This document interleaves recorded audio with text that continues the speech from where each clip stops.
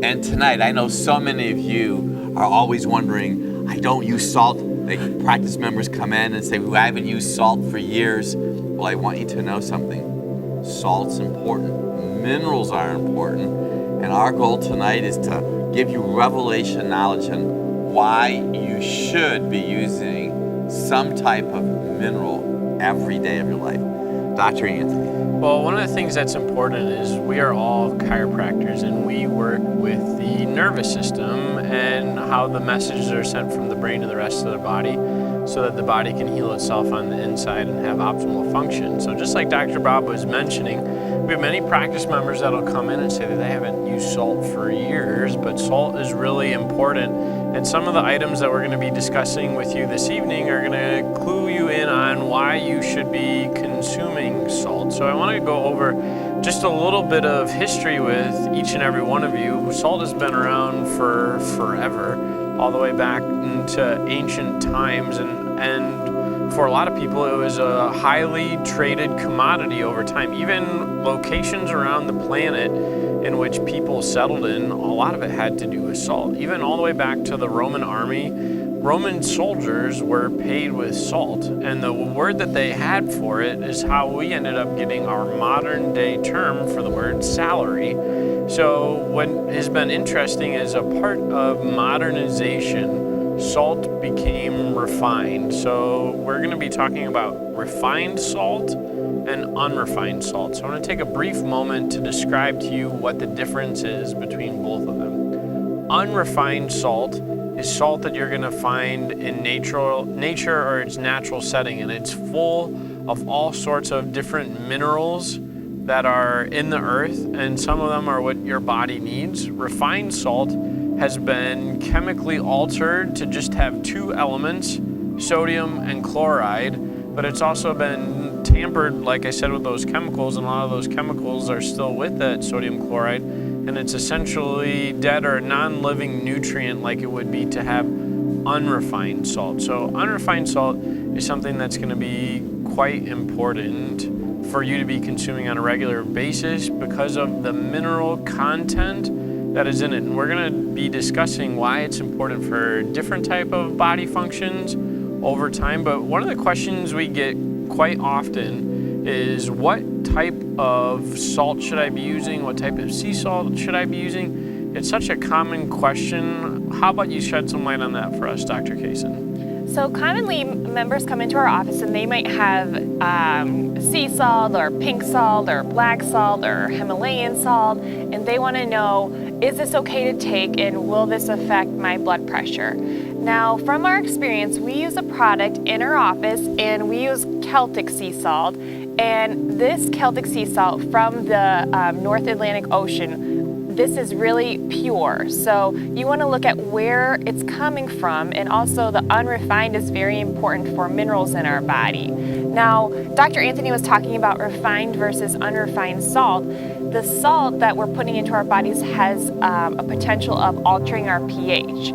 So being able to take this unrefined salt that we use helps with our pH, because we want our pH to be more in the center. You don't want it to be more acidic or more alkaline, because if it's more acidic, which is vinegar, or alkaline, which is more of your baking soda, you have a tendency to have health challenges. So whether this is fibromyalgia, cancer, if you don't have that normal pH, you have an ability to not be healing at 100%. And Dr. Bob, you want to talk about things that we see? We actually have a pH test in our office that we're able to see exactly what your pH is and be able to help that. Well, I think what's very interesting is that when people are under stress, what happens to them is their body tends to go into an acid state. And what's really wonderful about using the minerals that we use, like Celtic sea salt, we help normalize physiology. I know so many of you watching me right now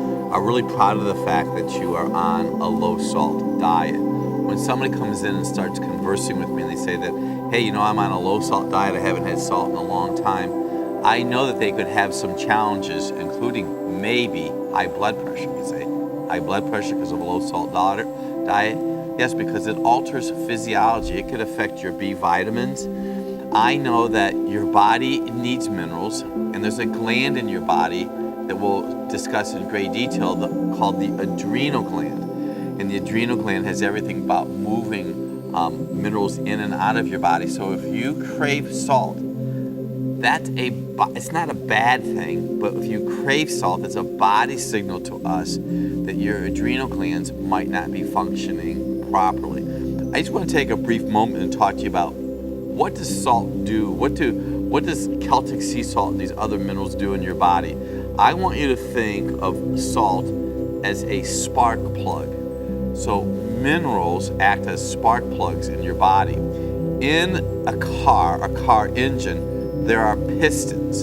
So this is an example of a piston that's used in a vehicle that's a part of the motor that allows your wheels to go forward or backwards. Well, the spark plug is the mineral that creates the fire, that creates the power for the engine to move properly. So if you're on a low salt diet, you could be tired and sluggish. You might not feel good. And it could be to the fact that you don't have enough minerals in your body, which means you don't have enough spark plugs in your body. And the gentlemen know that you go in for tune-ups for your vehicle, well, your body's no different. Dr. Anthony. You know, I think you went over some important facts, because there's a lot of people that have bought into the low salt diet over time now. One of the reasons why that is something that you might want to be aware of is foods that come in packages a lot of times are preserved with sodium. So sodium is the elemental symbol Na, so it's important when consuming foods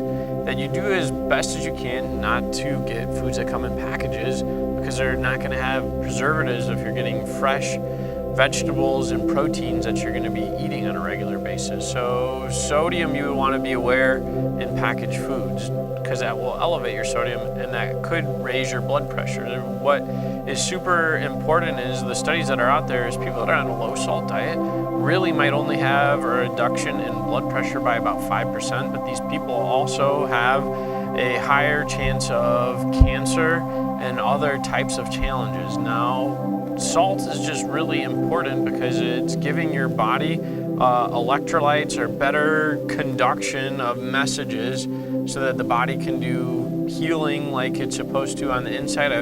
I've worked with numerous amount of practice members over time that came in and were not utilizing salt, and after having some simple conversations and reading a little bit of research, they decided to incorporate Celtic sea salt in their life, and they really saw benefits. Now, I get this question quite a bit, is how much Celtic sea salt should I be using, or where should I be using it? Anytime you eat a meal, you can use Celtic sea salt liberally on your meal. Now, what do I mean by that? I'm talking you can use it shaken, you can use it when you're cooking, you can throw some shakes on there.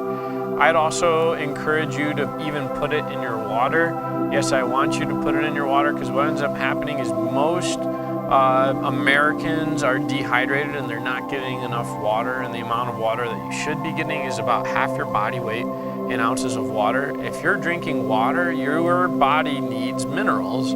So if you're not getting a good source of minerals like Celtic sea salt, you could have other challenges. So a good rule of thumb is you would want a minimum of 1/4 teaspoon per quart of water that you're consuming every day to be able to get that mineral balance in your body when utilizing water. Because if you think about it, if your body doesn't have minerals and you're consuming the water that you should be, you could be diluting some of the other properties that are going there within your body. So salt is really, really important.